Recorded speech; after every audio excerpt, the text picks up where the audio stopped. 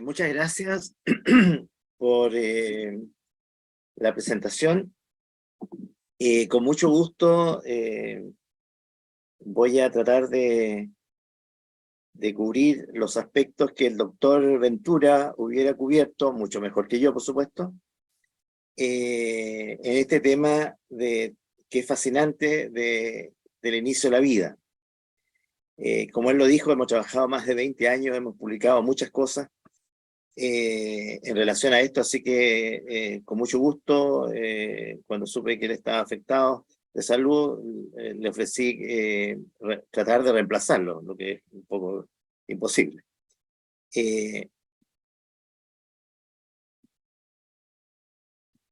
Me dice, por favor, si se ve. Sí, doctor, se ve. Ya, entonces el tema que voy a tratar en estos próximos minutos es sobre la belleza de la procreación, cuándo comencé a existir, fecundación natural y artificial.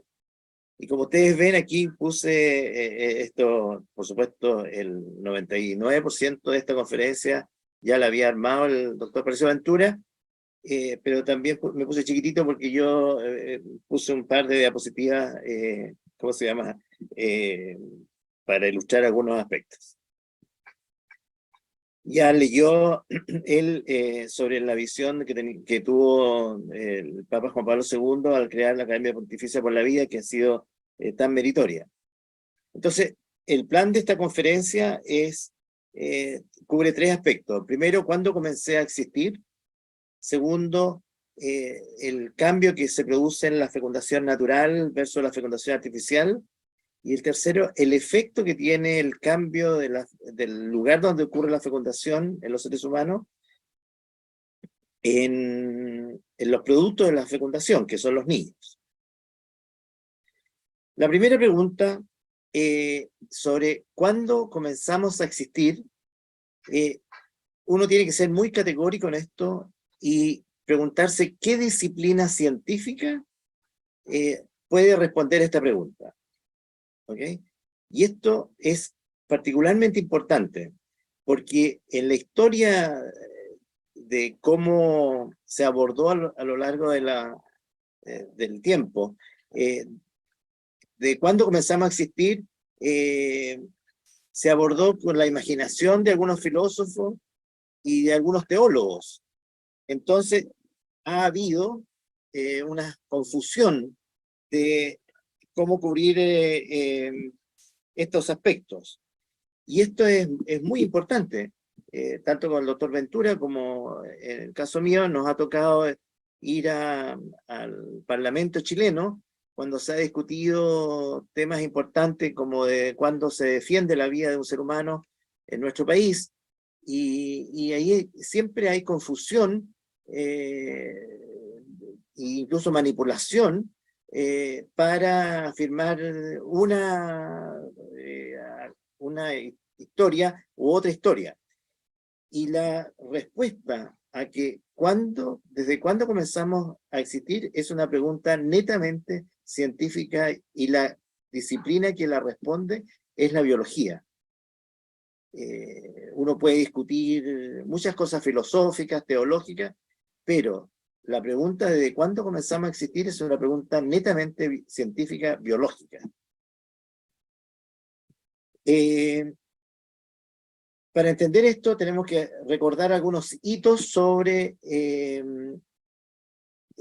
cómo se fue desarrollando el conocimiento científico. Una cosa clave fue la invención del microscopio, ¿no es cierto?, alrededor de 1600. Después se descubrieron los gametos, los espermatozoides y los óvulos.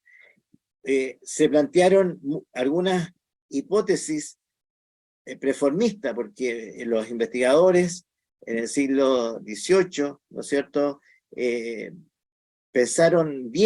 quisieron ver en el espermatozoide la forma de un ser humano ya en chiquitito, de modo que estaba preformado, y había discusiones entre los animalistas, que lo veían este ser humano en pequeño, que se llamaba el homúnculo, en el espermatozoide, y otros que pensaban de que el homúnculo estaba en el óvulo. Claramente eso fue un error. Entonces, a lo largo de la historia, ya en 1700 se descubrió que los seres humanos nos formábamos cuando había una fusión de un espermatozoide con un óvulo. Spallanzani fue el que descubrió esto de la fertilización. Y de ahí se ha avanzado enormemente en el conocimiento científico. Y hoy día entonces podemos decir categóricamente que los seres humanos nos iniciamos cuando el espermatozoide de nuestros padres fecundaron los óvulos de nuestras madres. Este es un óvulo real, visto a microscopio electrónico con una técnica especial, para demostrar este evento tan importante. Así nos iniciamos todos los seres humanos, cuando el espermatozoide fecunda al óvulo. Fíjense que esto que estoy diciendo, que es como tan obvio, y que es susceptible de manipulación cuando se quiere, digamos, introducir ideologías que van en contra del respeto a la vida humana. Ya en 1876, un evolucionista materialista, comunista, Ernest Haeckel, afirmaba sin ambigüedad que la ciencia había descubierto ya en 1876, si bien debemos considerar al espermatozoide como una célula tan real como el óvulo, y el proceso de la concepción como la fusión de ambos, debemos considerar a la célula resultante como un organismo nuevo e independiente. La mezcla de ambas células es el germen del niño o el nuevo organismo concebido. Esto es muy categórico, ¿ok? Desde el punto de vista científico, con los nuevos avances moleculares de la biología y de la genética actualmente, ya desde las revistas científicas establecieron sin lugar a duda, esta es una revista muy importante que se llama Nature, del año 2002, que el destino, o sea, el ser humano se inicia en el momento de la fecundación desde el día 1. Y de ese momento comienza el desarrollo del ser humano.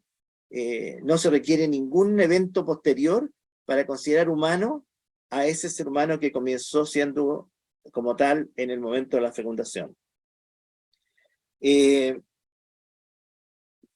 Los seres humanos estamos formados por órganos, y los órganos están formados por trillones de células, ¿no es cierto? Y las células tienen un núcleo y tienen un citoplasma. El material genético, gran parte del material genético se encuentra en el núcleo, en estas estructuras como letras H, que corresponden a los cromosomas. Y los cromosomas no son más que el material genético que se llama el ADN, el ácido desoxirribonucleico, que es una larga molécula. Aquí está esquematizado y aquí se está desarrollando. Esta es una doble hebra. El ADN está formado por un esqueleto, es como una escalera que está doblada, está torcida. Los largueros de la escalera están formados por moléculas de azúcar y fosfato, y los peldaños de la escalera están formados por unas sustancias químicas que se llaman bases nitrogenadas. Y hay 4 tipos de bases nitrogenadas que tienen nombres propios: adenina, timina, guanina y citosina, que los periodistas, para simplificar esto, lo llaman las letras del ADN. La A se une con una T y la G con la C. Esos son los 2 únicos tipos de peldaños que existen a lo largo del ADN. Esta estructura fue descubierta por 2 científicos, un físico y un biólogo molecular, que se llamaban Francis Crick y James Watson, que recibieron el premio Nobel por este descubrimiento, pero también tengo que dar el honor a la doctora Rosalind Franklin, una mujer que fue clave en que Watson y Crick descubrieran la estructura molecular del ADN. Ellos no descubrieron el ADN, descubrieron cómo se ordenan los átomos en la estructura del ADN. Sin el trabajo de la doctora Franklin no hubiera sido posible haber descubierto esta estructura molecular. Y desafortunadamente el premio Nobel no la honró con otorgárselo. Entonces, el ADN es una larga molécula, es una doble hebra, como que se empieza a enrollar sobre unas proteínas que se llaman histonas y se va enrollando, hasta formar estas como letras H. Esto es igual que un paquete de virutilla. El paquete de virutilla sería como el cromosoma, en que está la hebra muy enrollada por estas proteínas. Y tenemos entonces 23 parejas de paquetes de virutilla, 23 parejas de cromosomas. Estos son los cromosomas humanos, ¿ok? Tenemos 23 parejas que constituyen los 46 cromosomas, pero es importante enfatizar el concepto de parejas de cromosomas, ¿ok? En el caso de las mujeres hay 2 cromosomas X, y en el caso de los hombres hay un cromosoma X y un cromosoma Y. El año 2001 se descubrió la información que tenemos dentro de nuestro ADN, la información hereditaria, es lo que se llama el genoma humano. El año 2001 se descubrió, tenemos, fíjense, 1,5 metros de ADN localizado dentro de nuestras células que miden, dentro del núcleo, que miden milésimas de milímetros. Por lo tanto, está muy, muy, muy enrollado. ¿Ok? Se logró conocer todo el ordenamiento de los peldaños, todas las letras del ADN. En el 1,5 metros tenemos 3.200 millones de letras. Este proyecto demoró 11 años en conocerse la secuencia, el orden de los peldaños. Hoy día, con la técnica robótica, se puede secuenciar, se puede conocer todo el ADN de una persona en 24 horas. En este 1,5 metros de ADN tenemos alrededor de 18.000 genes.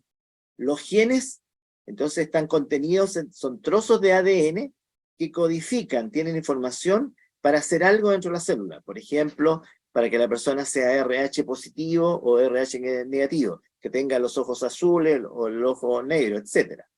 El conjunto de genes son alrededor de 18.000 en el genoma humano. Hoy día sabemos, entonces, que el genoma humano se estructura, se forma en el momento de la fecundación, cuando el espermatozoide fecunda al óvulo, ¿ok? Y aquí hay un dato bien importante que permite defender la vida desde el momento de la fecundación. El espermatozoide contribuye con 23 cromosomas y el óvulo con los otros 23, de ahí que sean 46, 23 parejas. Y los cromosomas que aporta el espermatozoide son genéticamente distintos a los cromosomas que aporta el óvulo. Y se requieren 23 cromosomas de un papá y 23 cromosomas de una mamá para generar un nuevo ser humano. No basta tener 46, tiene que ser 23 de un sexo y 23 del otro sexo. Resulta que cuando se están formando los espermatozoides, el hombre, en sus gónadas, le produce un sello particular, que aquí está esquematizado en color azul. Y la mujer modifica sus cromosomas con un color distinto, que está esquematizado aquí en rojo. Por lo tanto, para formar un ser humano, se requieren cromosomas azules, por así decirlo, del padre, y cromosomas rojos de la madre. Ya voy a ver más adelante a qué se deben estos colores. Esto es muy importante, pero muy importante, porque hoy día la ciencia todavía establece que para construir, para ser un ser humano, producir un hijo, se requiere un papá y una mamá. Hoy día se sabe con una riqueza de información increíble. Cuando el espermatozoide llega al óvulo, lo toca, ¿no es cierto? Y ahí produce un cambio en la membrana del óvulo, y ahí ese es el momento clave de la fecundación, o fertilización, como se dice en América, y el espermatozoide ingresa completamente al óvulo. Ese es un error, hay un error que está en los textos más importantes de embriología, y cuesta mucho cambiar estos errores clásicos. Hoy día sabemos a ciencia cierta de que en la fecundación el óvulo incorpora completamente al espermatozoide dentro de sí, del citoplasma, y ahí se forma lo que se llama cigoto. Cigoto es el primer nombre científico que tenemos los seres humanos. Y se sabe el detalle, cómo entra, etcétera, etcétera, etcétera. No voy a entrar en esos detalles. Y aquí quiero destacar un trabajo que uno de los primeros científicos en el mundo que vio cómo ingresaba el espermatozoide al óvulo, fue un científico, un embriólogo chileno que se llamaba Claudio Barros, gran amigo nuestro del doctor Ventura y mío. ¿Dónde ocurre esto? ¿Dónde ocurre esto en la fecundación? Ocurre en un lugar que ha sido seleccionado a lo largo de miles de años de evolución para que ocurra ahí y no en otro lugar. Eso se llama selección natural.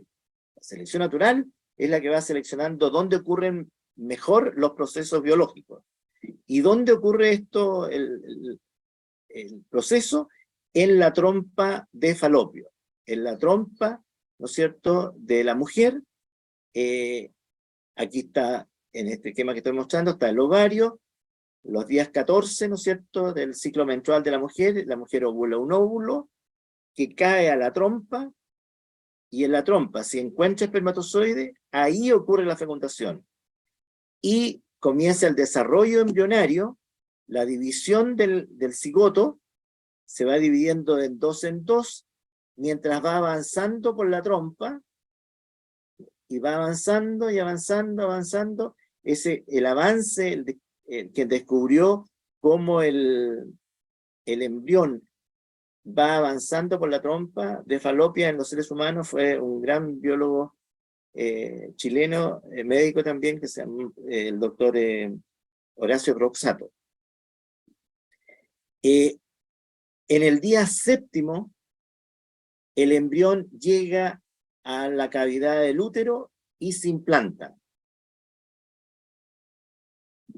En ese momento, cuando se está implantando, se secretan, se producen hormonas propias del embarazo, y ahí, desde ese momento, una mujer puede saber que está embarazada. Los test de embarazo, Diagnosticón, todos estos test, lo que detectan es un embrión implantado. Bien importante este dato, porque para la Organización Mundial de la Salud, embarazo significa un embrión implantado, y aborto es la pérdida de un embrión implantado. Pero resulta que el embrión ya está vivo y está funcionando desde el día de la fecundación. Durante todo el transporte por la trompa, durante los 7 primeros días, el embrión se está desarrollando. La vida comenzó, pero la mujer no sabe que se está gestando un hijo dentro de ella, porque no existe ningún test que permita detectarlo. Durante el traspaso por la trompa se produce un intercambio de señales químicas de la madre al embrión, mientras va avanzando. Esas señales son extraordinariamente importantes, ¿ok? Esto es un embrión de 2 células, y este es un embrión de 5 días. Este embrión tiene un nombre específico, se llama blastocisto, y aquí lo que muestro acá, esta zona donde se ve denso, hay unas células muy especiales. ¿Ok? Este embrión se llama blastocisto. Hasta los parlamentarios en muchos países han tenido que aprender qué es lo que es un blastocisto, porque En muchos países se ha discutido sobre la destrucción de embriones o no, dependiendo el tipo de células que hayan ahí.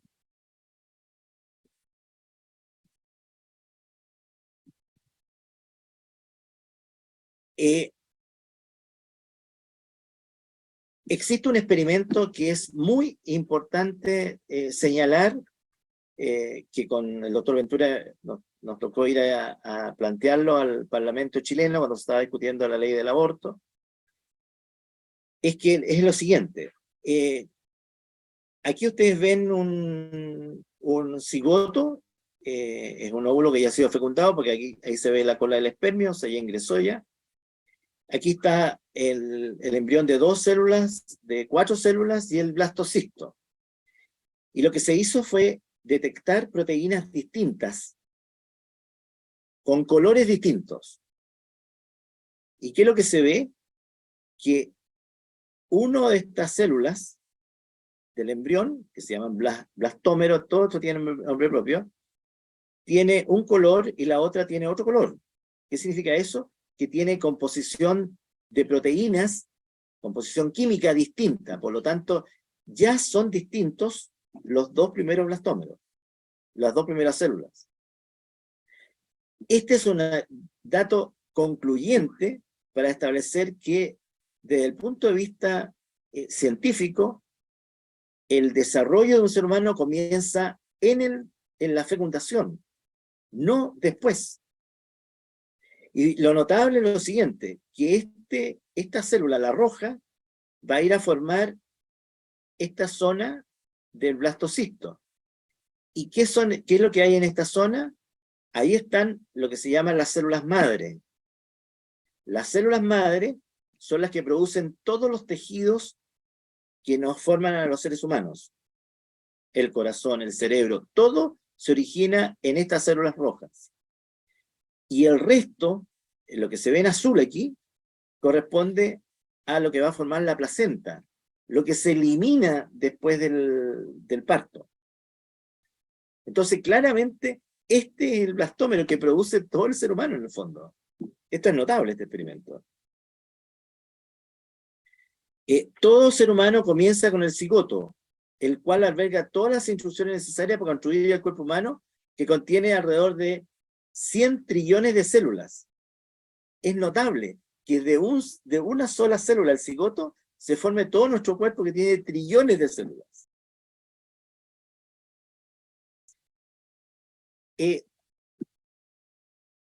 Objeciones respecto a que la vida comienza en el momento de la fecundación.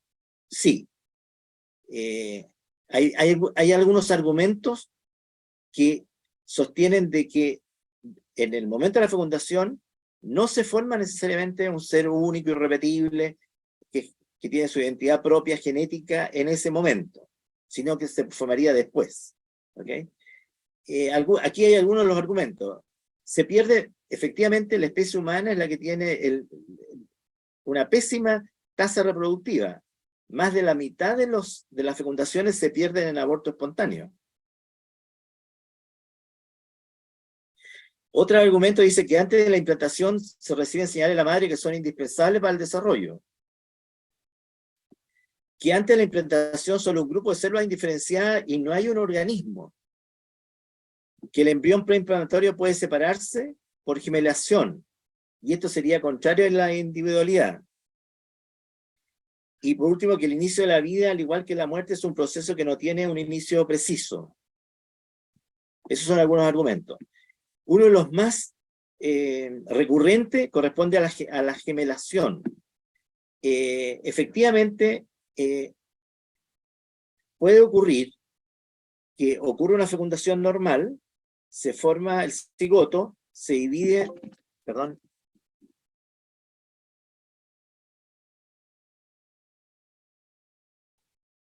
se agotó la batería del computador, no mía. Se forma el cigoto, se divide en las 2 primeras células como se los mostré. Sin embargo, por alguna razón que nadie conoce hoy día científicamente, y es un misterio, las 2 células se separan. ¿Okay? Y de cada las dos células se separan y de cada célula se genera un ser humano. Eso se llama los mellizos o gemelos idénticos. Y efectivamente son dos gemelos idénticos. ¿Okay? Pero eso no va en contra de la individualidad.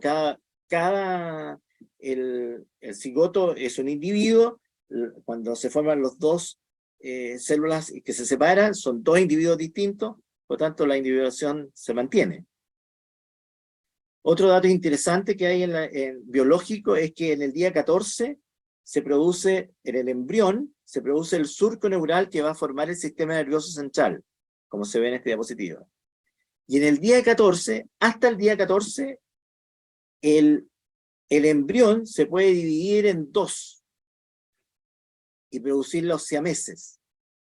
Por lo tanto, para algunos autores, sostienen que uno no puede afirmar que la vida de un ser humano comienza en el momento de la fecundación, sino que hasta después del día 14. ¿Por qué? Porque hasta el día 14 el embrión se puede dividir en dos, y además porque esto de que aparezca el sistema nervioso central le da una categoría especial a ese ser humano. Otro dato interesante también es que hasta en la semana 20 del embarazo, aparecen los receptores de dolor. Por lo tanto, desde ese momento, en este caso el feto, siente dolor. Y por lo tanto, por eso este dato se usa mucho en los países donde el aborto está permitido, considerar si hay que anestesiar o no al aborto. Bien, la pregunta que siempre es importante abordar es que, bueno, ¿qué es esto? Esta mórula, este acúmulo de células, este embrión de 3 días, ¿qué es lo que es? Naturaleza de los seres humanos. Esa es la pregunta importante. ¿Esa es una masa, es un grupo de células? ¿Es una persona? ¿Es un ser humano que todavía no es persona? ¿Qué es ese embrión? Uno de los científicos que ha defendido con mayor fuerza de que desde el momento de la fecundación se produce una persona que merece todo el respeto fue el gran profesor Jérôme Lejeune, que fue un genetista y médico francés, que fue el que descubrió la causa del síndrome de Down, la trisomía 21, y lo cito mucho porque fue el primer presidente de la Pontificia Academia por la Vida. Actualmente se encuentra muy avanzado el proceso de beatificación por la Iglesia Católica. Tuve la suerte de estar en su laboratorio estudiando con él un tiempo, hace algunos años. Él acuñó una frase que es muy empleada en los ámbitos de defensa de la vida desde el momento de la fecundación. Él se preocupó del embrión humano y él decía que el embrión humano es la más indefensa de las criaturas, que la gente disponía de ellos y porque no podía escuchar lo que podían sentir. Bien. Hice un resumen, ¿no es cierto?, de los datos biológicos de cuándo comenzamos a existir. Segundo, el cambio del entorno de la fecundación natural a la fecundación in vitro. Ya les dije que el lugar natural donde ocurre, porque la selección natural ha permitido que sea ahí, es que la fecundación ocurra en la trompa de Falopio. Pero la tecnología médica y biológica ha permitido, en el año 76, el doctor Edwards logró fecundar óvulos extraídos de una mujer con espermios en una cápsula de vidrio. Por eso se llaman los bebés en probeta. Y la primera bebé en probeta que resultó muy exitoso, el caso fue el de Louise Brown, en que se ponen los óvulos en presencia de los espermatozoides y se espera que en el vidrio, en el laboratorio, en la cápsula de vidrio, se produzca la fecundación. Como este fenómeno a veces no funciona, la tecnología ha ido aumentando la efectividad de la técnica, y existe hoy día una técnica que es muy usada en muchos países, que se llama ICSI, que es la inyección intracitoplásmica de un óvulo por parte de un espermio. Entonces, ¿qué se hace? Se obtiene el espermio del papá, se pone en una jeringa, y con la jeringa se le inyecta a presión dentro del óvulo. Ustedes comprenderán que no hay forma de errar aquí. Por lo tanto, esta es la técnica que se está usando casi en todas partes del mundo porque es muy eficiente. Para hacer estas técnicas de fertilización in vitro, la FIV, se requiere, ¿no es cierto?, de hacer una serie de procedimientos, como por ejemplo que la mujer hiperovule, porque en la ovulación de una mujer solo se ovula un óvulo por ciclo. Y como aquí el procedimiento es un procedimiento tecnológico que requiere aumentar la eficiencia, entonces para aumentar la eficiencia yo tengo que producir muchos óvulos y tratar de fecundarlos todos para asegurar que voy a tener un hijo vivo. Ese es el interés comercial que tiene el procedimiento. Y aquí entonces hay un drástico cambio de las condiciones naturales, porque aquí hay que manipular los gametos, hay que sacarlos del cuerpo, hay que controlar la temperatura, la nutrición, no están las señales propias de la madre, ¿no es cierto? Entonces aquí cambia el entorno, cambian las relaciones que deben existir entre los distintos, el espermio y el óvulo, entre el cigoto con la madre, el embrión con la madre, etcétera, etcétera. Todas estas relaciones, ¿ok? Y aquí conviene citar, como lo hace el doctor Ventura, Leonardo da Vinci: aprende a ver, date cuenta que todo se conecta con todo lo demás, todo está conectado. Uno no puede desconectar las cosas que han sido seleccionadas a lo largo de la evolución. El ser humano puede intervenir en este orden de interrelaciones respetándolas y actuar positiva o negativamente. Por eso tiene que ser responsable éticamente. Si yo sé que esas son las condiciones naturales con las cuales se genera la vida de un ser humano, tengo que ser respetuoso de cómo quiero cambiar esas condiciones, porque no sé los efectos que puede tener. Y efectivamente, la ciencia que estudia las relaciones que hay entre los procesos es lo que se llama la ecología. ¿Ok? Haeckel fue el que acuñó el término ecología, uno de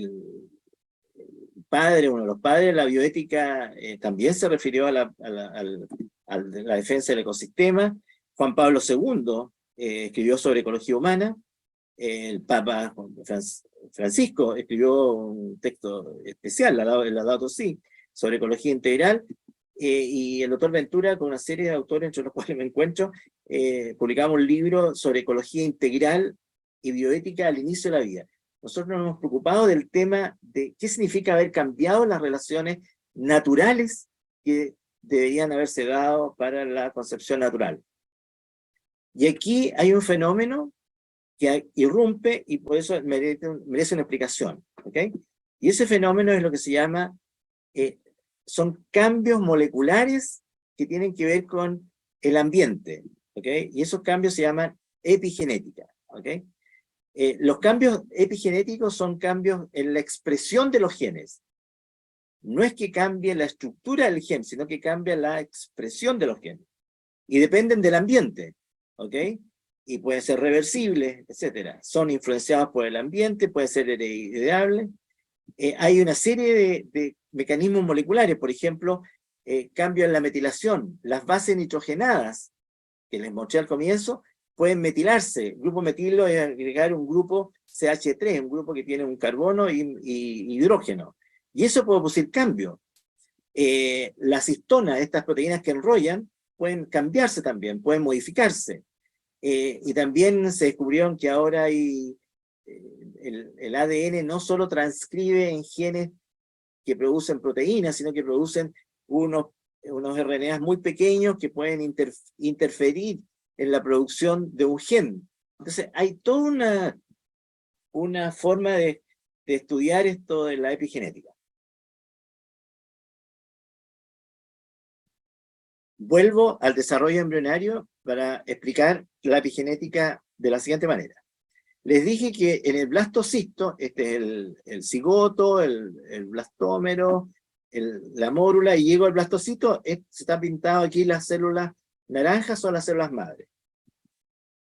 ¿Qué son las células madres? Las células madres son las que tienen el potencial de diferenciarse a todo tipo de célula. A célula nerviosa, una neurona, a célula muscular, a célula del glóbulo rojo, a todos los tipos celulares que tenemos, los trillones de células, se diferencian de estas células madres. ¿Y cómo ocurre eso? Todas las células, por ejemplo, una neurona de mi cerebro y una célula muscular tienen el mismo genoma, tienen la misma cantidad de genes, pero en el cerebro solo se expresan los genes propios del cerebro y en el músculo se expresan solo las células propias del músculo. Pero si yo con algún truco genético pudiera tomar, por ejemplo, una célula de la piel que tiene todo el genoma de una célula embrionaria por una célula de un blastómero, por ejemplo, yo podría hacer que de esa célula de la piel llegara a una célula del blastómero, a una célula madre embrionaria, y de esa célula madre podría diferenciar las neuronas. ¿Por qué quiero enfatizar esta idea? Porque la discusión sobre si los embriones son seres humanos que merecen o no respeto, son personas o no son personas, una de las motivaciones ha sido el hecho de que yo podría hacer lo siguiente. Abrir un blastocisto, sacar las células madre y diferenciarlas a neuronas, por ejemplo. Y con las neuronas diferenciadas, yo podría inyectárselas a una persona que tenga Alzheimer. En el Alzheimer se mueren las neuronas, en el hipocampo. Por lo tanto, yo podría tratar de reemplazar las neuronas que se mueren por neuronas vivas. Entonces, yo tendría una forma de tratar el Alzheimer. Pero ¿cuál es el problema? Aquí hay un problema ético, y particularmente bioético. Porque yo no tengo ningún derecho de destruir un ser humano que está en crecimiento, como un blastocisto. Por eso que viene la discusión que vamos a ver en la segunda clase con la profesora Karina Ordóñez sobre si merece o no me respeto y desde cuándo los embriones. Bueno, los patrones de metilación y los patrones de diferenciación de imprinting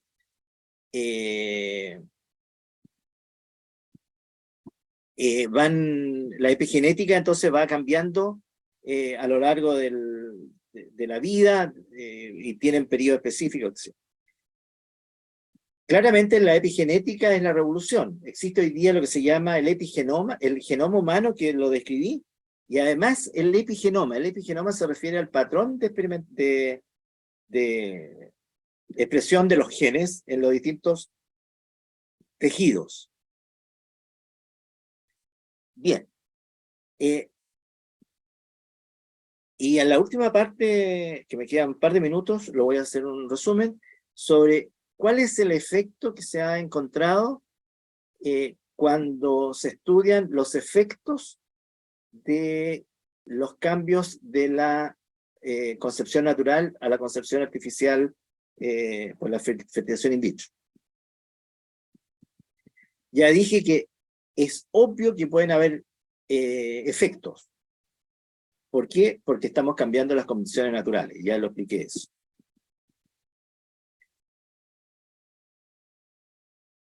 Entonces, ¿dónde los científicos se han concentrado para ver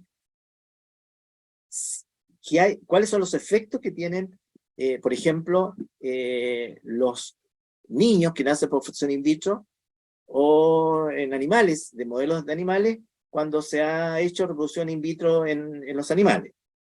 Y se ha concentrado los estudios en cambio epigenético. ¿Por qué en cambio epigenético? porque les insisto que es la epigenética la que cambia la expresión de los genes, y esos son cambios ambientales. Y cuando yo estoy cambiando desde el interior de la trompa a una cápsula de vidrio, claramente tengo cambios ambientales. Por lo tanto, lo más probable que sean cambios epigenéticos si es que se producen. Y efectivamente se han encontrado. ¿Ok? ¿Y cuáles han sido los principales? Los principales son, por ejemplo, en animales que nacen por técnica de fertilización in vitro o por ICSI, un síndrome muy frecuente es que se producen animales de muy gran tamaño, lo que se llama los LOS, Large Offspring Syndrome. Y resulta que hay, en la especie humana, hay niños que tienen un síndrome genético que se llama el síndrome de Beckwith-Whitman, tiene nombre técnico.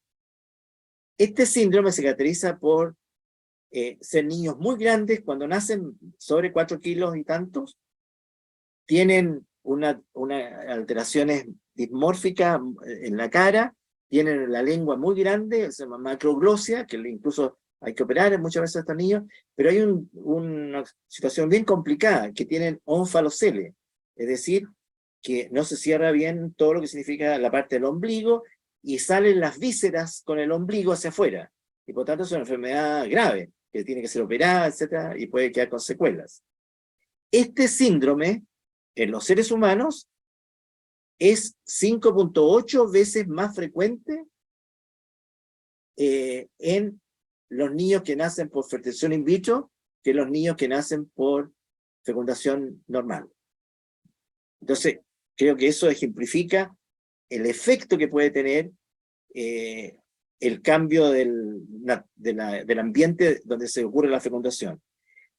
Y el síndrome de Beckwith, hoy día se sabe que es un problema de impronta, de metilación, o sea, epigenético, del cromosoma 11. O sea, claramente hay un problema en la metilación del cromosoma 11.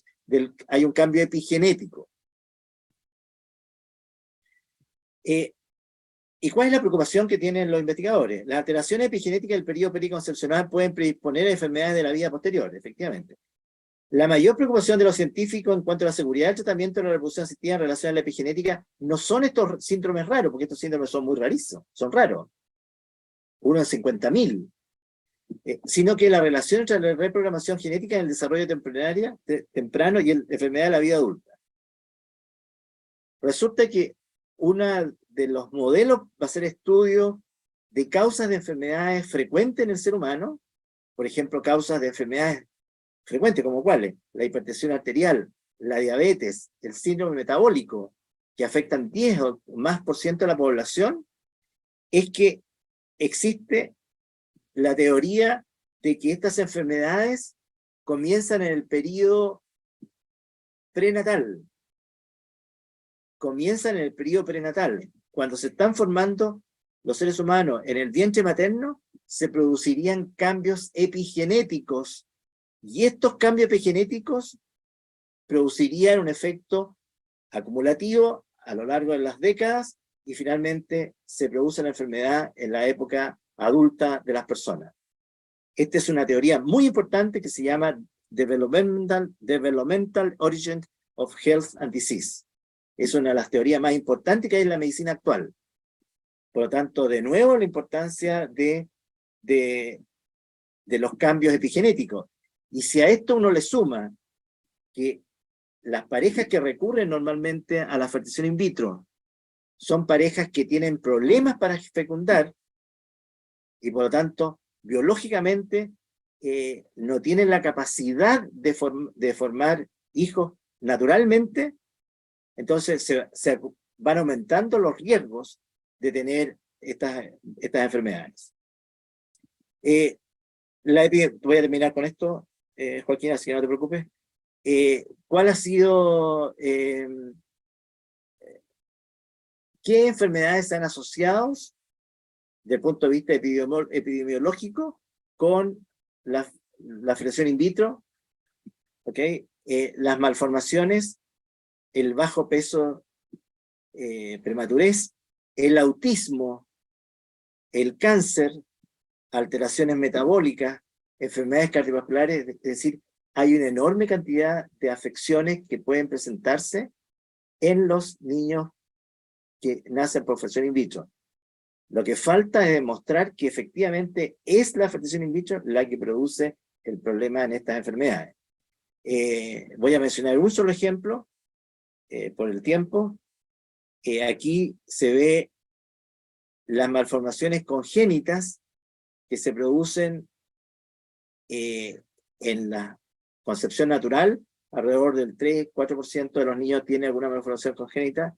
Sin embargo, en los niños que nacen por ICSI o por fertilización in vitro, por favor miren la curva, aumenta al doble, por lo menos al doble. Tienen más malformaciones congénitas los niños que nacen por fertilización in vitro que los que no nacen, los que no tienen. Y aquí están todos los datos que después ustedes los pueden ver en la presentación que les vamos a dejar.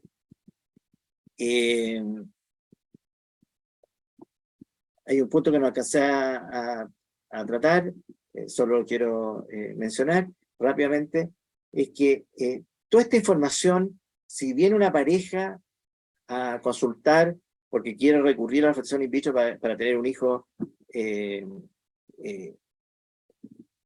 un elemento clave es cómo pasar esta información de toda esta patología, por ejemplo, que puede tener su hijo como consecuencia de esta técnica. Y es clave aquí entonces el consentimiento informado.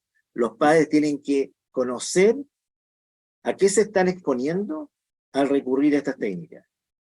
Y ellos, los padres, en virtud de su autonomía, podrán decidir a qué recurrir finalmente.